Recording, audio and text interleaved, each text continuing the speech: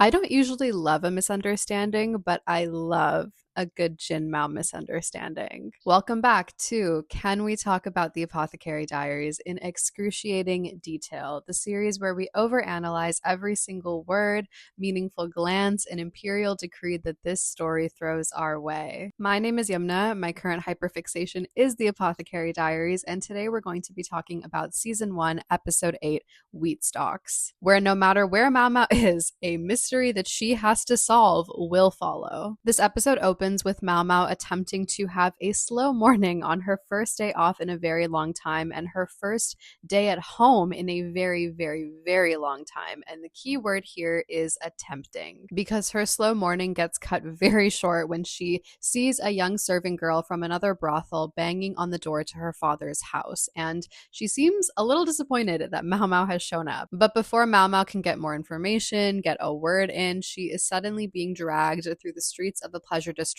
by this serving girl to a brothel, where she comes upon a scene where a courtesan and her customer are lying unconscious in piles of their own vomit as another courtesan at the brothel tries to figure out what to do next. And you just have this crowd of women around them. Everybody is scared. Everybody is confused. And that snaps the sleep right out of Maomao. She locks in and she starts doing CPR on the man while getting another courtesan to do CPR on the woman. And it works. And now that the two of them are in stable condition, Maomao starts investigating the room where it happened, where she finds an assortment of things. The room reeks of alcohol and tobacco. There are two broken glass bottles, a broken glass, some wheat stalks that she's very confused about, a pipe, and some tobacco leaves. And basically, Maomao looks at all of this stuff and goes, these two had a rager. And then Loman arrives. And this is the first time that we really get to see Maomao and her father interact for an extended period of time. And it is very interesting to see what their dynamic is like.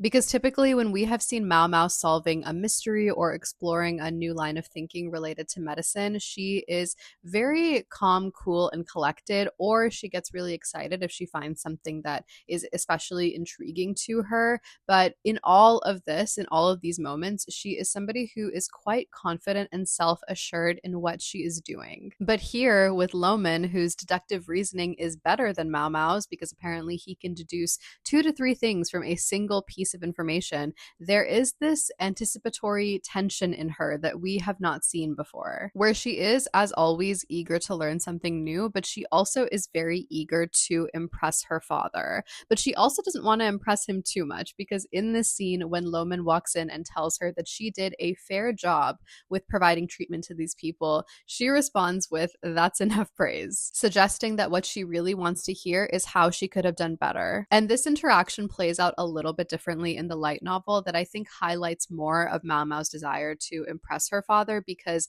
instead of him telling her that she did a fair job and her saying that's enough praise, in the light novel, Loman tells her that she did a passable job caring for these people, and Maomao responds by saying, just passable? I think this moment is also really interesting to look back on after we meet Lock-On and get a better understanding of the dynamic between him and Maomao, and how a lot of the negative feelings that Maomao has about him tie back to Loman and the way that Loman very freely praises Lock-On. It is very much giving a one-sided rivalry on Maomao's part between two students who want to impress their teacher, the teacher being Loman. We then cut to Loman and Maomao sitting down with the madam of the brothel, being offered some money and some expensive snacks for their help today. And we learn a couple of different things in this interaction. The first being the purpose of the wheat stalks that Maomao found in the room, which is they're used as straws. And we also see that in Maomao and Loman's dynamic, even though she is often very excited to learn from him and impress him as an instructor,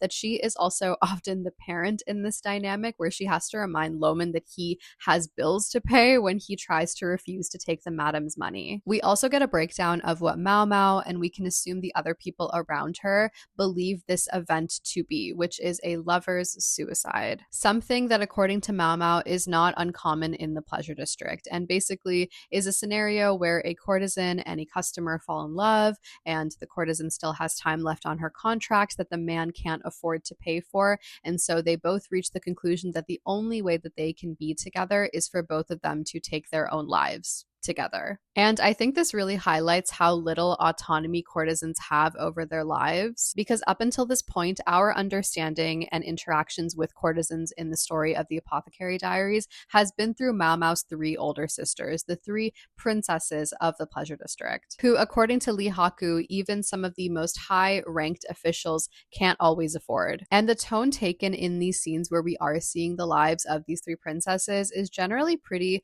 lighthearted and played for comedy relief when we see how they interact with Maomao. But this episode introduces a bleaker and more realistic side of what life is like for these women, for the vast majority of these women, because after watching this episode, you very clearly get the sense that the three princesses are kind of an exception to the rule when it comes to what life is like for courtesans in this role, where many of them feel like the only way out of their current circumstance is taking their own lives. But Maomao also starts to ponder in her internal dialogue whether this man is somebody who would partake in a lover's suicide, because he is handsome, he was well dressed, somebody who very clearly doesn't seem to be short on wealth or women, and doesn't seem like the type of person who would give in to this type of despair. She just thinks based on his appearance that it's a bit uncharacteristic. And she also notes that he was in way worse shape than the courtesan was. Maomao then catches the young serving girl from earlier trying to stab this man in his sleep, and obviously she stops her, and in this altercation, the courtesan from earlier who did CPR on the woman shows up, and she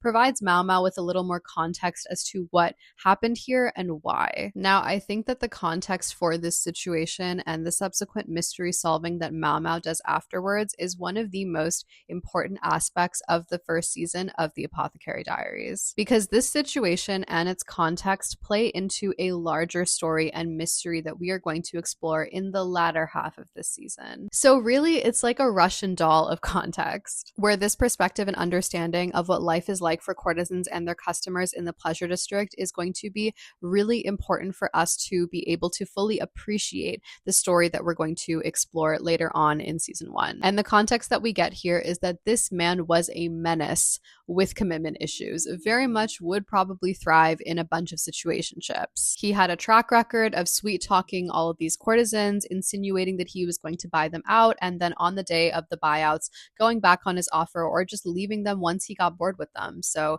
the girlies hated him. He had many hits out on him before this incident happened, where a woman had tried to stab him, a woman had tried to poison him. The girlies were not rocking with him. But whenever he did lead a courtesan on and it turned into this whole mess, Daddy's money would fix it. And so that allowed him to continue being a patron at these brothels despite his diabolical track record. And we find out that the serving girl's older sister, who was a courtesan at another brothel, also fell victim to his games, where she was so excited to get bought out by him, to live with him, and then on the day of the buyout, he went back on her offer, which was obviously very devastating. And the courtesan who poisoned him this morning that Maomao has been investigating was close friends with that older sister. And the other added layer to this entire mess is the fact that even though this man is a menace, the reason that he couldn't just get flat out banned from certain brothels is because the courtesans themselves also fell for him in earnest. And something that's in the light novel but was taken out of the anime is that the serving girl's older sister actually took her own life in despair after he went back on his offer, which is obviously incredibly devastating and adds a lot of additional context and depth to why this young girl has so much rage towards this man, where she was willing to stab him in his sleep. And that is when Maomao realizes that the snacks and the money that they were offered was more than just thanks. It was also in order to keep her and her father quiet about what had happened today. Now, once she's back at home and she's pondering all of this information that she learned today and all of the context that she got, Maomao starts to put the pieces together, and she comes to the same conclusion that Loman has apparently already come to, which is that this whole incident was not a lover's suicide, it was an attempted murder, where this courtesan was able to successfully poison this man that was obviously very paranoid about being poisoned due to previous attempts that had been made on his life, by using a trick with two colored liquors that had different weights and thicknesses, where she poisoned one of the liquors, layered them prettily in this clear glass, used a wheat stalk to just drink the non-poisoned liquor in order to give this man a sense of security, and then once he was successfully poisoned, she went about setting a scene. She knocked over bottles, she scattered tobacco leaves everywhere, she knocked a pipe over, really set the scene, and then she took a sip of a little bit of the poison liquor, not enough to kill her, but enough to slightly incapacitate her to not arouse suspicion. And she also made sure to do all of this in the morning when there was a higher chance of her surviving, because a lot of courtesans are not working in the mornings and people would have been able to discover them a little bit more easily. And it also becomes clear that the serving girl that was banging on Loman's door was also in on it, given the fact that in that type of situation, Maomao notes earlier that you would typically run to find a doctor and you wouldn't waste time finding an apothecary. Really, this was an airtight plan, and the only reason that it failed is because Maomao happened to be home. And after putting all of these pieces together, Maomao notes that the courtesan in question who planned this, who executed this, appears to be fragile, but is actually quite cunning. Now, why is all of this important? As we know, the Apothecary Diaries is a story about women, both in the Pleasure District and in the Rear Palace. And it explores the ways in which they are affected by their unique circumstances and also how they go about navigating them. Earlier in the season, we meet concubine Fuyo, who, during her first meeting with the Emperor, intentionally trips in order to make him lose interest in her so he doesn't touch her, and then also feigns sleepwalking, all in an effort to play the long game to get reunited with her one true love. One might also describe her as somebody who appears fragile but is actually quite cunning. And then we have this courtesan who devises a near perfect plan to get rid of a man who has been a terror on the Pleasure District, not just because he has commitment issues and he emotionally manipulated these women, but he also dangled freedom and autonomy in front of them by insinuating that he was going to buy them out, because these women are bound by these very long-term contracts where the only ways that they can really get out of them is if they are bought out or if they decide to take their own lives. And so was she wrong for wanting to free the girls from falling victim to that man's mind games? I don't think so. And we've also seen Gyokyo make some unconventional decisions as a noble woman in the Rear Palace, such as hiring Maomao, because she is smart and pragmatic and can see the advantage in having somebody like Maomao in her service. The crux of this being that much of the first season of the Apothecary Diaries is us watching women from a range of backgrounds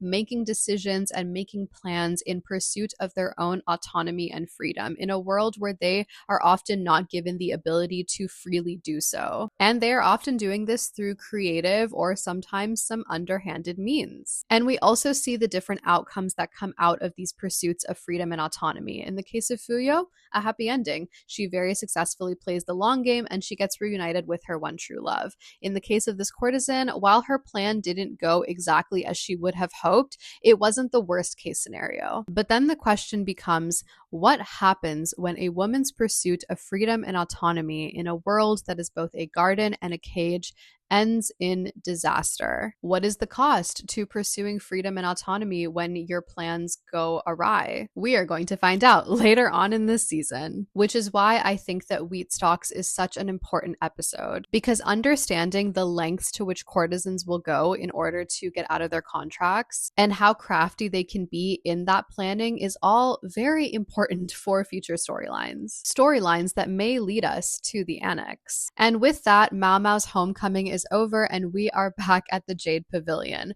with a very aggravated Jinshi. And we get one of my favorite Jinmao moments from season 1, where Jinshi, clearly jealous, asks about Lihaku and quickly realizes that Maomao does not fully grasp what the hairpins mean and that she very much was not considering the romance of it all when she bargained with Lihaku to get a homecoming. And then Jinshi finds out that the pin that Lihaku gave Maomao had absolutely no sincerity behind it, only aggravating him more because he lost to a consolation prize. Now, Maomao, in response to this, ponders why this man could possibly conceivably be so bored that he wanted her to actively seek him out and inconvenience him by asking for his help, not realizing that Jinshi is inconveniencing himself on the regular to come and see her, whether it's rushing through work, whether it is neglecting work in order to create scenarios in which he can run into Maomao, despite being burdened by the weight of it all and having a very demanding job. In the light novel, it's even funnier because instead of just saying that he lost to a consolation prize, Jinshi says, and I quote, "You're telling me that I lost to that? That I was bested by a bauble some hack felt obligated to give you?" And then we get some wonderful miscommunication, my favorite miscommunication, where based on Maomao's wording, Jinshi assumes that she personally paid Lee Haku back with a night of blissful dreams for taking her out of the rear palace. And there are many outcomes to this miscommunication for the different people that are present at the Jade Pavilion. Jinshi is left on speechless, very much giving when Tamaki regresses in Oran High School Host Club. Gaoxuan and Hongyang are understandably exasperated by the whole thing. Maomao is confused, and me and my close personal friend Gyokyo are having the time of our lives. And that is all for this episode. Let me know what your thoughts were in the comments, and as always, can we talk about that?